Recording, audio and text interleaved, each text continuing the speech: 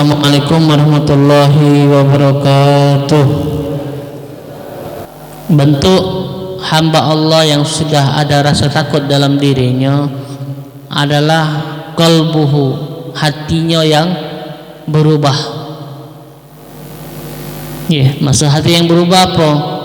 Waktu kemarin hatinya ini masih banyak kotorannya, ada dalamnya riya, ada di dalamnya sombong, ada di dalamnya hasud sama wong dan lain hal sebagainya daripada penyakit hati. Nah, ketika hamba Allah itu sudah ada rasa takut sama Allah, maka penyakit hatinya berubah sedikit demi sedikit menghilang. Dia ketika ibadah tidak riak lagi. Dia ketika diberikan kelebihan tidak sombong lagi. Dan ketika dia diberikan sama Allah suatu yang bahasa kita nih, misal kejadian ada tetangga kita yang diberikan kelebihan sama Allah, di hatinya tidak pernah hasud. Karena kan kita tidak bisa mengatakan mana sih untuk supaya kita tidak hasud, tidak bisa kita. Pastinya ada wong-wong yang di dalamnya itu punya rasa hasud. Contoh yang sudah banyak terjadi adalah karena mereka itu merasa diri mereka itu serba kekurangan hingga akhirnya mereka merasa diri mereka itu tidak diperdulikan sama Allah. Contoh yang sudah banyak terjadi adalah seperti ini. Ketika hamba tersebut melakukan ibadah sama, ibadahnya tidak kata yang beda pak, ibadahnya sama, sholat 5 waktu di masjid sama, sedekahnya sama, zikirnya sama, namun ketika mereka diberikan rezeki beda. Tetangguan nih sama, ibadahnya sama, sholat 5 waktu sama, tapi rezekinya diberikan beda. Tetangganya pacak beli mobil, pacak beli rumah besar, yang tetangganya ini masih rumah kecil, masih bermotoran. Kadang ada timbul. Kalau orang yang bersyukur ya alhamdulillah, yang penting pacak berjalan. Orang yang bagus macam itu, orang yang bagus jadilah ustaz, yang penting masih pacak bermotor. Tapi kalau orang hatinya jelek bu, tidak pacak bu. Orang yang hatinya jelek pasti dia ngomongkannya, ya Allah ngapa macam ini, ibadah kami sama ya Allah, sedekah kami sama ya Allah, ngapa rezeki kami beda, engkau berikan dia pacak beli mobil, pacak beli rumah besar, kami ini ngapa macam ini ya Allah, masih rumah kecil, masih motoran, masih panas-panasan. Pak. Kenapa? Karena hatinya tadi yang tidak bagus sehingga ngatakan seperti itu. Padahal kalau kita pikir, adakah orang-orang yang lebih saro dari kita? Karena kita nih kalau hasud nih tidak pernah mikir lagi pak. Tidak pernah mikir ngapo kita nih nak hasud sama wong tuh karena apa? Padahal kalau kita ngatakan kalau kita nih nak hasud sama wong, itu kita harus mikir dulu apa yang kita hasud ke. Kalau kita hasud ke dengan kekayaan dia, maka kita bakalan rugi. Ngapa ruginya? Ruginya adalah semakin kamu hasud sama wong, hati kamu jelek, kamu tidak punya manfaat. Pacanya ge ngerutuk be. Lebih baik kita terima dengan apa yang kita dapatkan dari Allah. Ngomongan ibu tadi, jadilah yang penting pacak bermotor, jadilah yang penting masih punya rumah, jadilah yang penting masih pacak makan. Itu uang yang bagus, yang berarti nerimo dengan apa yang Allah sudah kasih. Namun berbeda halnya dengan orang yang tidak nerimo bu, orang yang ada dalam hasilnya hasud. Tidak bakal nerimo, sampai kapanpun dia tidak bakal nerimo. Karena apa? Karena dia merasa ibadah dia sama, tidak ketik bedanya. Ya, dia ada rezeki, dia sedekah, aku ada rezeki, aku sedekah. Nominalnya sama, Bu. Sebulan sekali 200.000 misal. Ya, nyumbang ke masjid, lagi pembangunan, ada nyumbang ke masjid, bangun, pengen apa, naik ke lagi, itu 200.000 sebulan. Sama, menjaga rezekinya sama, berbagi rezekinya sama.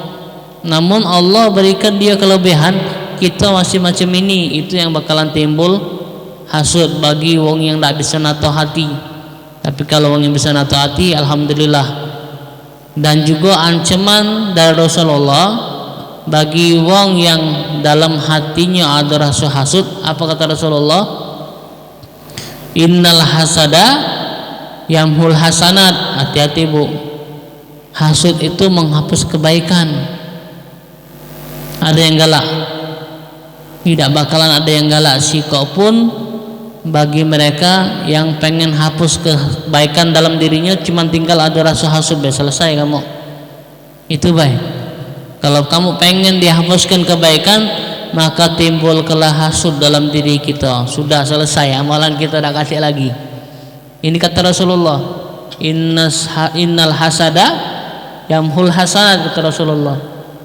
Sesungguhnya hasud itu menghapuskan kebaikan, kama ta'kulun narul hatab, kata Rasulullah. Sebagaimana api itu memakan kayu bakar. Selesai amalan kita, selesai. Amalan kebaikan kita selesai jadi abu. Ruginya di mana? Ruginya di dalam diri kita masing-masing. Pengen amalan catatan kita bagus, tapi pas di padang mahsyar dapat kenapa? Tidak dapat kenapa-apa. Karena apa? Karena kamu di dunia punya rasa hasud sama hamba Allah. Na'udzubillah. Jangan sampai kita ini termasuk hamba Allah yang mempunyai sifat rasa hasud. Dan juga kita diajarkan untuk kita amalkan masing-masing.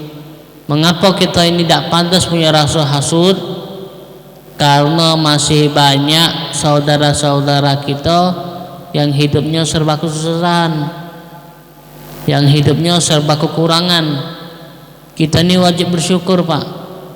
Masih ada gawi, masih pacak makan 3 kali sehari, masih pacak ganti baju setiap harinya.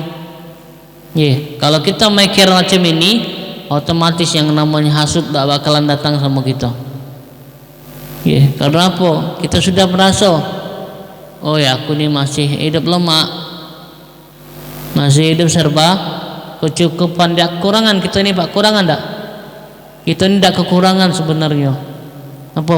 Pacak makan masih 3 kali sehari, tidak kurang kan? Baju setiap hari ganti,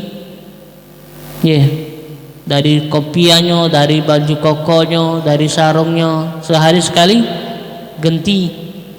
Ini nunjukkan. Kenapa nunjukkan? Kalau kamu nak hasud itu tidak pantas, nak iri sama wong itu tidak pantas. Kecuali kalau kamu memang kekurangan, makan sekali sehari misalnya, baju tidak ganti-ganti, baju itu baik, nah bolehlah kalau iri. Tapi kalau masih makan 3 kali sehari, baju masih pacak ganti-ganti, itu menunjukkan kita ini kurang. Tidak kurang kita nih. Maka tidak pantas kalau kita nak hasud sama wong. Kalau kita hasud sama wong berarti kita ini merasa masih kurang. Benar Pak? Kalau kita hasud sama wong berarti kita ini masih merasa kurang. Kalau kita terus merasa kurang berarti kita ini wong yang mana? Yang tidak pernah bersyukur. Dan hati-hati tadi kata Rasulullah, kata Allah, yang tidak pernah bersyukur azab Allah sangat pedih. Jadi bersyukur. Masih lemah, kita diinjak makan 3 kali sehari. Kalau misalnya karena kita tidak bersyukur, diinjak Allah makan sekali sehari, nak mana kabar kita? Kalau kita tidak bersyukur, diinjak makan sekali sehari, mana Pak? Ya Allah, kesian nih. Gara-gara kita tidak bersyukur, kita diinjak sama Allah cobaan diinjak makan sekali sehari, ngomong apa kita? Karena apa? Karena kau diinjak kecukupan kemarin, masih pacak makan 3 kali sehari, masih pacak bajunya setiap hari ganti, kau masih nak wiri sama wong, kau masih nak hasut sama wong. Nah sekarang coba ke diinjak cobaan sama Allah. Nah sekarang aku nak coba kau, kunjuk makan kau cuma cukup sekali sehari, baju kau tak ganti-ganti. Nah nak ngomong apa bu? Nah nak ngomong apa kita? Gara-gara kesalahan kita dewek, kita buat macam itu. Allah pengen coba kita, biar apa? Biar kita ni bersyukur sama Allah Subhanahu wa Ta'ala. Jangan sampai kita macam itu baik. Semoga kita termasuk hamba Allah yang tidak pernah nanamkan dalam diri hati kita rasa hasut sama wong. Jangan sampai bu, rugi untuk kita itulah. Hasut ini tidak pernah ada bagusnya. Dan rasa hasut ini, kata beliau, kata Imam Abu Alaihi Samakindi, rasa hasut ini akan hilang dengan 2 cara. Bisa ngilanginya bu, hasut ini bisa ngilanginya cuma dengan 2 cara, kata Imam Abu Alaihi Samakindi. Apa caranya? Bil ilmi wal amal, dengan ilmu dan amal. Nah, maka sudah dijelaskan tadi ilmunya apa? Kalau ngilang ke hasad, ilmunya adalah banyak-banyak kamu nyingok ke bawah kamu, itu ilmunya. Amalnya apa? Pengen coba beramal macam itu? Pengen bu beramal bu? Coba ibu ngerasakan apa yang dirasakan oleh saudara kita yang di bawah. Adalah tak bu? Jangan sampai bu Tapi itu adalah cara. Kalau kita pengen untuk hilangi hasut sama dalam diri kita, amalkan. Amalkannya itu tadi, banyak-banyak nyingok ke bawah. Ilmunya tadi sudah dijelaskan. Kamu pengen supaya hilang hasut, ilmunya adalah banyak-banyak nyingok di bawah. Sedangkan amalnya itu tadi, kamu turun ngerasakan apa yang dirasakan oleh saudara kita yang hidupnya serba kekurangan. Itu insya Allah bisa menghilangkan hasut dalam diri kita masing-masing. Makanya kalau kita ngomong, alangkah lemaknya nyingok wong kaya. Bener tak?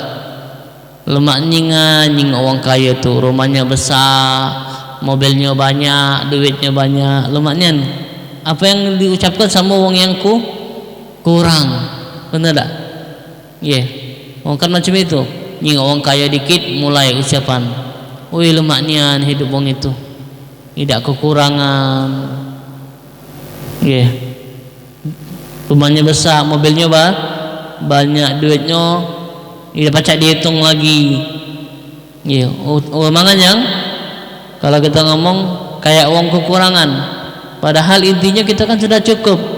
Cuman gara-gara nyingok wong yang lebih dari kita, mulai ada ucapan macam itu. Nah hati-hati. Siapa sangka wong yang hidupnya macam itu hidupnya bahagia? Belum tentu pak. Wong yang banyak duit itu sudah nentu ke belum dia hidupnya bahagia? Ibu, wong yang banyak duit itu sudah pasti belum hidupnya bahagia? Sudah bisa nentukan hidupnya bakal bahagia? Wong yang banyak duit, ya lah Ustaz, banyak duit pasti bahagia, pacak jalan sana pacak jalan sini, pacak beli apa pacak beli ini, ngajak duit. Tapi dalam hatinya kita tidak tahu, ngoannya lemak sana sini, tapi hati dia belum tahu. Bayangkan ibu-ibu, bayangkan misalnya doa ke misalnya ketika ibu dalam keadaan sekarang yang hidupnya serba kecukupan, Allah nanjak ke derajat, Allah ninggikan derajat sama kita, punya rumah besar, punya mobil banyak, punya harta yang banyak dalam apa namanya itu? Kalau kita ngomong tuh loker tuh bukan loker tapi apa namanya? Berangkas, dalam berangkas, banyak isinya duit itu. Ada tak rasa gugup dalam diri ibu kalau duit itu hilang? Ada tak? Duitnya 1 miliar loh bu. Dalam rumah itu 1 miliar. Gugup tak kalau hilang? Hah? Mobilnya banyak tadi. Kalau lecet, mobil kalau lecet, ngomong apa kita? Gugup tak pernah nak lecet mobil kita? Gugup tak? Gugup tak bu? Gugup Ustaz, mahal bayarannya. Banyak duit, mahal bayarannya takut. Mahal bayarannya, lecet sedikit pajak 1 juta. Kau kan banyak duit, ngapa nak takut? Itulah kita manusia, diinjak banyak duit, mobil yang banyak, tapi kalau ketika lecet mulai gugup kita. Nah, bayarannya berapa ini? Diinjak banyak duit masih gugup. Benar tak? Pernah macam itu kan? Kalau ketika wong kaya, ditombor mobilnya, marah apa diam wong itu? Nah, marah apa diam bu? Wong kaya itu ditombor mobilnya, marah apa diam dia? Marah. Kalau kita pikir wong ini banyak duit, ditombor mobilnya marah. Jadi ada guna tak duitnya tuh? Iya bu. Ini kalau kita pikir kan, dia ini banyak duit, kena tombol mobilnya nak marah.